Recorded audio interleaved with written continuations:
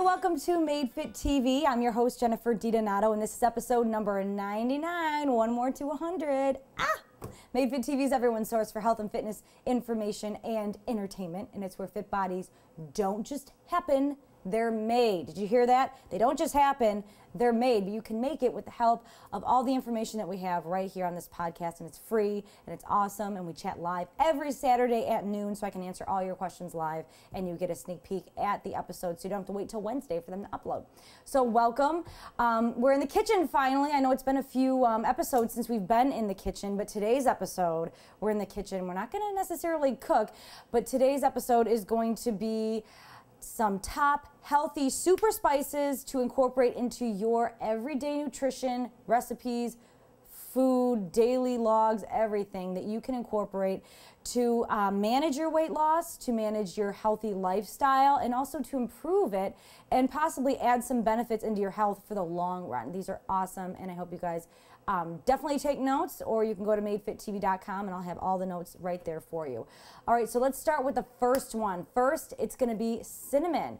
Cinnamon is great because what this is it's a spice that controls your blood sugar. So basically it controls insulin, so you're not getting that spike, which means it holds you over for longer when you incorporate it into your food. And this is great for people who have diabetes, or are hypoglycemic, any of those types of things. This can control the blood sugar and prevent any of those insulin spikes, so your food is working for you versus against you.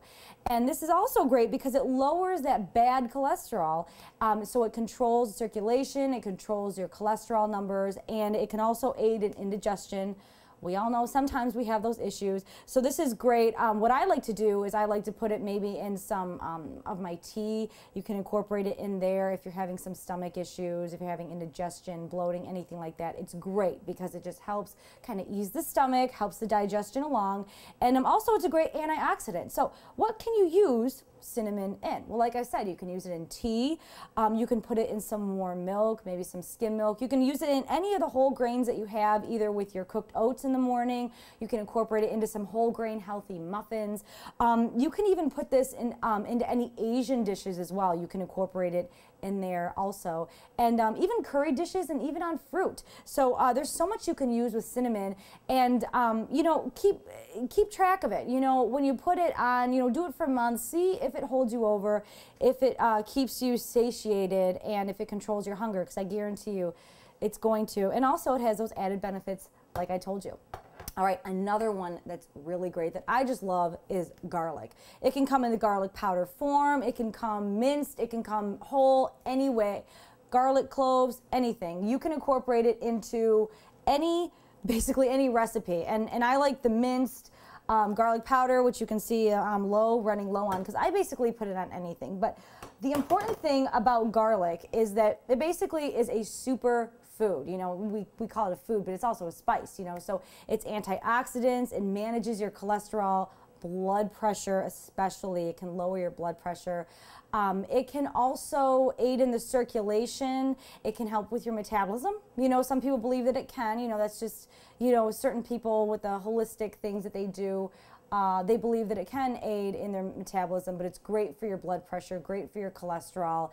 And it's also, actually, it's pretty interesting, but it's an antibacterial and an antifungal. I know that's a little odd, but antibacterial meaning like if you have acne, athlete's foot, herpes. I mean, it's an antibacterial, antifungal, so it can control those, control the outbreaks, so it's great for overall in your circulation, gets in there. And it's great for your immune system too. That's why it's kind of goes hand in hand with being an antifungal and antibacterial. It just boosts your immunity. It's great. You can incorporate it anywhere. Who cares if you smell? But you know, you wonder, what can I incorporate it in? You can put it on anything: poultry, pork, beef, fish. You can even put it in soups. You can even put it on top of your popcorn. I like to sprinkle sometimes this on popcorn with maybe a little bit of salt, or they can sell it there. But yeah, you can put it in stews, anything. So try it. It doesn't have to be very strong. You're not going to smell that bad afterward, but give it a try. All right, another one is cayenne pepper. I know that during our live chat, we're chatting live right now, but cayenne pepper or any types of peppers, Studies show that they improve your metabolism. They're great for your circulation. It gets the blood flowing. But that's what they believe, that when you eat it and it kind of boosts up your circulation, that it's helping with the metabolism in the process. And also it's great for your stomach, for digestion. You know, just don't go overboard on it. But it's also great for your intestines, your GI tract, just helping things along, you know, helping things along. We have so many things that are unnatural in our diets that are causing issues with our colon, you know, digestive tract, and that can lead to cancer. So you want to make sure that you're helping, keeping everything flowing, you know what I'm saying? Because that means you have a healthy colon, you know, keeping away from any cancer, anything that will cause bad things in the future. So cayenne pepper. So you wonder, what can you put this on? Once again, you can incorporate it into any dishes that you want that incorporate meat. Great for Asian dishes, great for Mexican dishes. And another good thing too that you can also do the garlic is you can put it in your olive oil. Put a little bit in there, make a dressing out of it. There's so many, make a marinade. So you can incorporate it in little by little into your day, into these recipes that do wonders for your health. All right, the next one is oregano. Who would have thought?